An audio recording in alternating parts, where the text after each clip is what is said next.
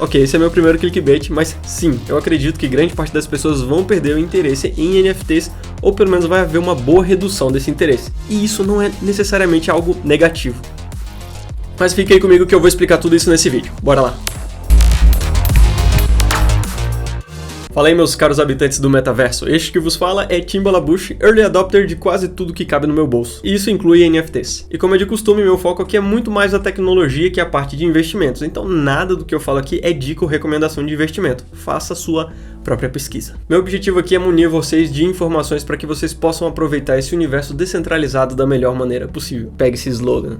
Lembrando que a Leden é parceira aqui do canal. A Leden é uma empresa canadense que oferece conta poupança em Bitcoin e USDC. É a sua oportunidade de tirar a poeira do seu Bitcoin e ter renda passiva com cripto. Link na bio aí para quem quiser saber mais. Antes de eu entrar no assunto de fato desse vídeo, que é a perda de interesse nos NFTs, eu quero dar uma contextualizada do porquê que eu tô falando desse assunto. Em 2017 eu trabalhava e meio que ainda trabalho em uma empresa que atende vários clientes ao redor do mundo. E naquela época, em 2017, houve um aumento considerável de empresas que estavam procurando profissionais qualificados para trabalhar com blockchain. Eu acho que o pico por essa demanda desse tipo de profissional foi início de 2018. E foi nessa época, entre 2017 e 2018, que eu me vi obrigado a ir mais a fundo nessa tecnologia. A demanda por esse tipo de profissionais na época era tão grande, mas tão grande que os salários eram insanos. E na época, mesmo indicar profissionais que trabalhavam com isso dava uma boa grana. Se hoje, em 2022, já é complicado você encontrar bons programadores, imagina encontrar bons programadores que trabalham com blockchain.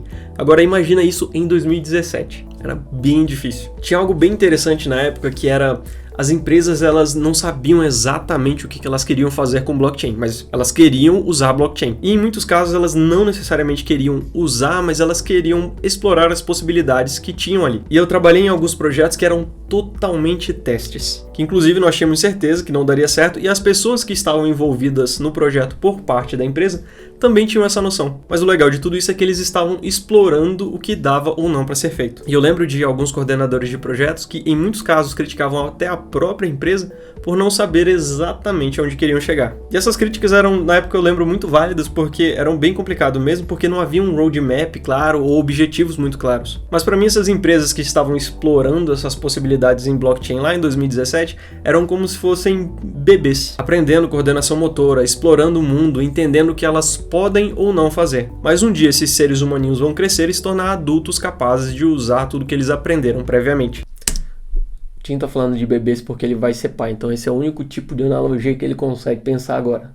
Mas aguenta aí que o vídeo ainda é sobre NFTs. Mas nem tudo são flores. Da mesma maneira que essa demanda por esses profissionais teve uma alta muito grande num curto espaço de tempo, ela também caiu, e muito rápido. Várias dessas empresas pausaram os projetos que elas trabalhavam, alguns dos profissionais voltaram a trabalhar com tecnologias que eles usavam anteriormente, mas sempre permeando ali blockchain. E a quantidade de projetos blockchain que haviam disponíveis na época foi reduzindo. Nunca chegou a zero, mas nunca foi algo comparado ao que a gente teve em 2017. Eu sei que esse espaço de tempo pode parecer muito curto, mas a gente está falando de uma tecnologia que anda muito rápido. E não usem isso que eu estou falando como referência para algo que aconteceu no mundo inteiro. Eu estou usando um círculo de amizades, profissionais e empresas muito específico aqui. Mas a história não acaba aí. Início de 2021 voltaram a aparecer novos projetos blockchain e novas empresas querendo trabalhar com isso. E também algumas empresas que a gente já tinha visto lá em 2017. Eu queria muito poder falar as empresas que a gente estava trabalhando na época, porque muitas delas estão aparecendo nas notícias atualmente, mas eu não posso por motivos de NDA. NDA é uma abreviação de Non-Disclosure Agreement, que é basicamente ele não pode falar nada além do que ele já está falando aqui nesse vídeo.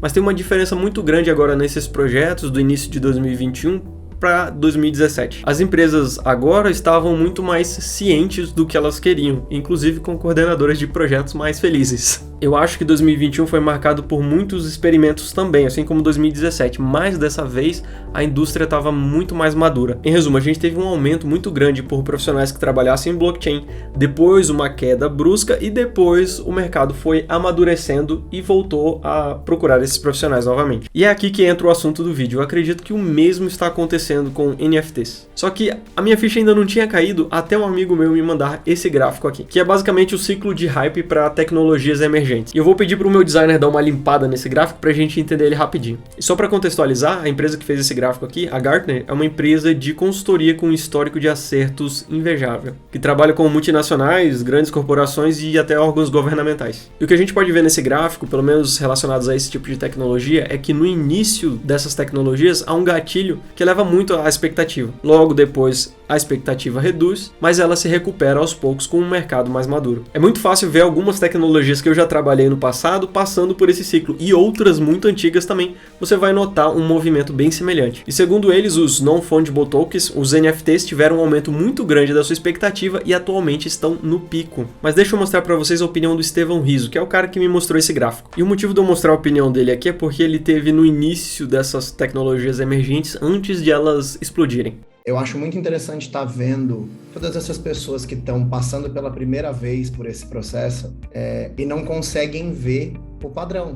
Mas vamos primeiro falar um pouco de como que funciona essa metodologia da Gartner. Então, a Gartner diz que a primeira coisa que você tem quando uma nova tecnologia, uma metodologia, uma inovação aparece, você tem um gatilho de inovação. E a imprensa fala disso, todo mundo fica empolgado. E aí, o que acontece? As empresas que estão querendo entrar na onda, estão querendo relações públicas, começam a falar e começam a dizer que vão soltar projetos sobre isso.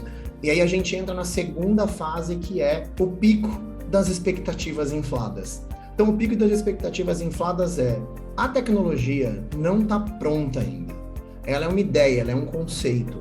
A gente consegue ver o conceito dela aplicado e consegue ver como o mundo ou o seu emprego ou o seu mercado vai ficar melhor com aquela tecnologia. A grande questão ela realmente não está pronta. E aí o que acontece? Como a gente não vê ela vindo para o mercado, né? Como aquelas promessas não se concretizam, a gente vai para a próxima fase, que é o poço da desilusão. Então a gente teve aquele pico, meu Deus, tudo vai mudar, e aí de repente nada mudou, então a gente vai para a desilusão. Uma vez que a gente vai para o poço da desilusão, depois vem a ladeira da iluminação. E na ladeira da iluminação é quando de repente aquela tecnologia que a gente achou até que a gente tinha esquecido começa a voltar, e começa a voltar agora realmente com produtividade, sendo entregue, podendo ser comprada. E aí, depois de um tempo que ela passa por essa fase, ela vai para o chamado platô de produtividade. Isso, ela alcança o pico que aquela tecnologia vai alcançar. O que é interessante falar sobre o tema de NFT? No relatório da Gartner de 2021, eles enxergam, antes de toda essa onda que a gente está vendo agora, eles já colocavam NFT como o pico das expectativas infladas. E eu enxergo a mesma coisa, porque eu acho que a gente está vendo muita coisa, todo mundo falando, foi escolhido a palavra do ano, mas eu não vi nada ainda de realmente prático de aplicação quando a gente olha para o potencial de NFT. Eu comecei a usar a internet acho que em 93, de repente todo mundo, uau, e não sei o que, a internet vai mudar o mundo, e aí deu aquela murchada, ela continuou lá, mas deu aquela murchada e ela foi realmente bombar em idos de 2004, 2005, quando vieram as redes sociais, a velocidade de internet começou a aumentar, e o que é interessante, quando a gente vê o que foi o pico das expectativas infladas com a internet, foi a bolha da internet da década do começo de 2000. E aí você fala, meu Deus, então explodiu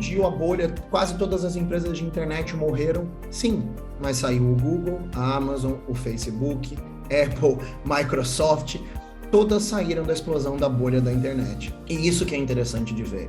Por quê? Porque quando você tem a explosão da bolha do pico das expectativas infladas, quem é amador, quem tá fazendo aquilo só pela hype, pela imprensa, porque quer aparecer, os gurus, todos esses vão ser eliminados do mercado. E aí vão ficar as empresas sérias, quem realmente acredita na metodologia, na tecnologia e quem realmente quer criar algo. Eu acho que o Estevão resumiu bem o conceito desse gráfico. E o que eu acredito é que o movimento dos NFTs é semelhante ao que aconteceu com o blockchain lá em 2017. E eu tô vendo muitas empresas querendo entrar nos NFTs e elas não sabem direito o que exatamente elas querem fazer e nem como fazer. E muitas já estão explorando o universo dos NFTs, assim como as empresas lá em 2017 estavam explorando o blockchain. Mas atualmente nós estamos numa hype muito grande com os NFTs colecionáveis, como os Bored Apes e os CryptoPunks. E a impressão que eu tenho é que essa hype, pelo menos nessa magnitude, vai passar. E isso não necessariamente é algo negativo, faz parte do ciclo da hype de grandes tecnologias como essa. Hypes são passageiras por natureza, mas eu acredito que NFTs estão aqui para ficar.